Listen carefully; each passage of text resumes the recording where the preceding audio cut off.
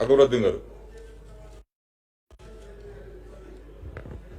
मोहतरम स्पीकर साहब, मैं जो मसला इस जीरो ओवर में उठा रहा हूं, ये कोई मसला नहीं है सर, बल्कि ये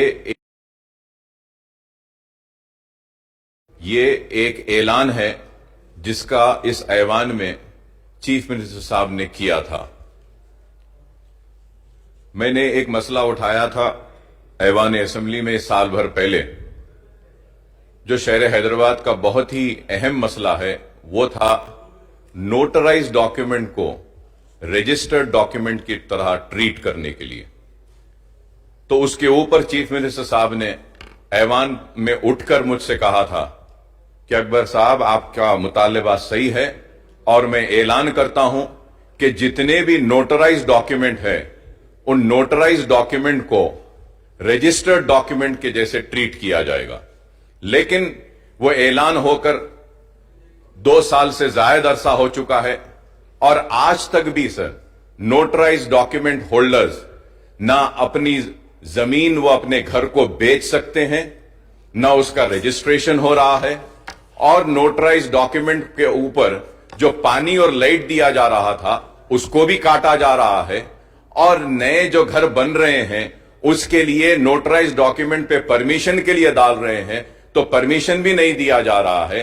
और ये नोटराइज डॉक्यूमेंट में जैसे कि हिबा देते हैं, उसमें गिफ्ट डीड देते हैं, और मैंने उस वक्त भी कहा था कि अगर 5 बरस से उनके पास लाइट है, उनके पास अगर पानी है और वो टैक्स भी भर रहे हैं तो आप उनको रेगुलर करिए। वादा किया चीफ मिनिस्टर साहब ने ऐवान में, और आप भी सुने होंगे, उस ऐवान में सारे लोग भी सुने होंगे कि हां, हम इस नोटराइज डॉक्यूमेंट को रजिस्टर्ड डॉक्यूमेंट के लिए ट्रीट करेंगे, लेकिन आज तक नहीं हुआ। वो धरनी पोर्टल बनने के बाद में जितने भी नोटराइज डॉक्यूमेंट होल्डर्स हैं सर, वो परेशान हैं, ना घर बेच सकते हैं, ना कोई खरीद सकता है, ना उनको पानी दिया जा रहा है वहां पे, और नोटिस पे नोटिस। मैं आपके जरिए कहना चाहता हूं स्पीकर सर कि जीएचएमसी एरिया में 8 लाख प्रॉपर्टीज ऐसे हैं जो अनअसेस्ड हैं, असेसमेंट नहीं है उनके पास। अगर हम 3,000 रुपये में नोटराइज डॉक्यूमेंट के अगर घरों को अगर असेसमेंट कर देते हैं तो जीएचएमसी को 250 करोड़ के करीब पैसा मिल सकता है सर,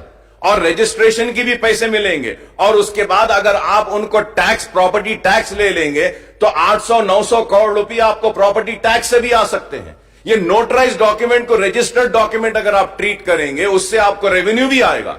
और सर ये बिल्डिंग रेगुलराइजेशन में भी नोटराइज डॉक्यूमेंट होल्डर्स ने दाखिल किया है, बिल्डिंग रेगुलराइजेशन भी नहीं हो रहा है सर, वो पेंडिंग है बोल रहे हैं। अगर वो भी क्लियर कर देते हैं, पुराने बिल्डिंगा बने हुए हैं सर, बरसों से खड़े हुए हैं, बिल्डिंग रेगुलराइजेशन में डाले हैं, पैसे भर दिए हैं, लेकिन आज तक नहीं हो रहा है। तो ये रजिस्टर्ड डॉक्यूमेंट और ये बिल्डिंग रेगुलराइजेशन एक इंपॉर्टेंट है, रजिस्टर्ड डॉक्यूमेंट और नोटराइज डॉक्यूमेंट को रजिस्टर्ड डॉक्यूमेंट के जो ट्रीट करने का जो वादा किया, वो वादे को पूरा करिए। स्पीकर साहब, आप भी गवाह हैं कि आपकी मौजूदगी में वादा किया गया, हाउस में वादा किया गया, लेकिन हाउस में किए गए वादे अगर वफा नहीं होते तो फिर कौन से वादे होंगे? फिर इस हाउस की अहमियत क्या रहेगी? हमारी डिग्निटी क्या रहेगी इस हाउस की? जो ऐलान हाउस में हुआ वो आज तक भी नहीं हुआ, तो इसको करिए, मैं आपसे दरखास्त करता हूं। అధ్యక్ష, గౌరవ సభ్యులు అక్బర్ గారు చెప్పినటువంటి విషయం, ఈరోజు హైదరాబాద్ సిటీలో ఏదైతే నోటరైజ్ డాక్యుమెంట్ విషయంలో చాలా అంశాలు ఉన్నాయి అధ్యక్ష. మొన్ననే ముఖ్యమంత్రి గారు కేబినెట్ సబ్ కమిటీ వేసిండ్రు. ఇవేందంటే 50-60 సంవత్సరాల నుంచి, ఇప్పుడు అక్బర్ గారు చెప్పినారు, రీసెంట్ గా సీఎం గారు చెప్పిందని లాస్ట్ అసెంబ్లీలో, బట్ ఇది 50-60 సంవత్సరాల నుంచి ఉన్నటువంటి సమస్య. ముఖ్యమంత్రి గారు రోజు కేబినెట్ లో చెప్పింది, మన కేటీఆర్ గారి అధ్యక్షతన కేబినెట్ సబ్ కమిటీ వేసిండ్రు అధ్యక్ష. బట్ వీలైనంత తొందరగా మొత్తం హైదరాబాద్ సిటీలో ఈ ఒక్క నోటరైజే కాకుండా అధ్యక్ష, కొన్ని ఎంసీహెచ్ క్వార్టర్స్ కానీ, ఫ్రీ వరల్డ్ కానీ, నేను బోల్లేక బోత్ హైదరాబాద్ సిటీలో చాలా ఉన్నాయి అధ్యక్ష. నీకు వర్క్ బోర్డు ఉన్నాయి, ఎండోన్మెంట్ ఉన్నాయి, ఫ్రీ వరల్డ్ ఉన్నాయి, రకరకాలు ఉన్నాయి. అయితే కేబినెట్ సబ్ కమిటీ వేసినారు. తప్పకుండా వీలైనంత తొందరగా హైదరాబాద్ సిటీ ప్రజలకు ఏంటంటే 50 సంవత్సరాల కళ కూడా డెఫినెట్ గా సాకారం కాబోతుంది అధ్యక్ష. पुराना शहर के साथ हैदराबाद सिटी बोले तो पुराना शहर मिलके नया पुराना शहर मिलके सब मिलके हैदराबाद है ना भाई। नमस्कार। गौरव सभ्युలు వెంకట వీరయ్య గారు।